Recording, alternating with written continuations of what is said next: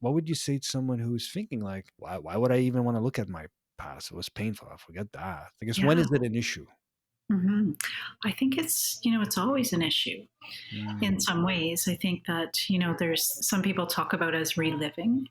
Those can be flashbacks, or those can be panic, or those can be the trauma in a way that it feels like it's happening and we're re experiencing. So we might have those moments when there are reminders in the environment. And that's really obvious and that's very mm, clear. That's how it's impacting us. But I think too, when we don't process our trauma, I think our nervous system we have what Dan Siegel talks about as a window of tolerance. And mm, so within that window, there's hyper arousal at the top and hypo at the bottom. Within that, we're bouncing around in a day when we have experiences that are stressful, and we might move up a little bit and down. But over time, when we're not clearing our trauma or processing events that have been stuck in our nervous system, that window gets narrow. And I think it can come back to what we were talking about, choosing what you want in your life.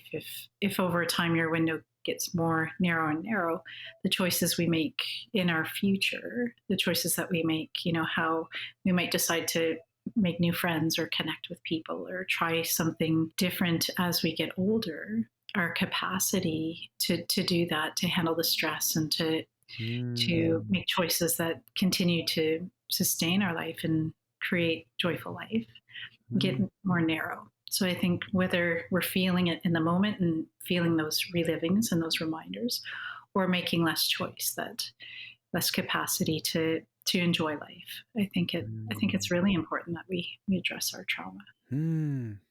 So there's the window of tolerance, as you're saying, the window is getting smaller. There's less enjoyment of life, and you know how much it affects on a relational level, like relationships, whether it's family, whether it's intimate, whether it's work. Like there's an impact of trauma on because there's a relational component to trauma, Absolutely. and it's Mhm. sometimes people don't realize how much is interfering in relationships. Yeah, absolutely. I think even, if we think of trauma on a spectrum and as Mm, it goes, there might be, we have PTSD and experiences that have impacted the nervous system and remain unprocessed. And then, at the other far end of the spectrum of complex trauma, mm, it's those relational experiences that I think start really early mm, and can be so absolutely confusing to try to understand why relationships don't work out or what the disconnects are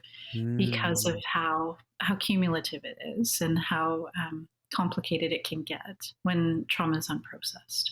Hello there, and thank you so much for stopping by this channel. I hope you find this content useful, and if you do, feel free to hit that subscribe button. It will really help me to reach to more people and keep this content going. Here we are journeying together, and let's see where this takes us.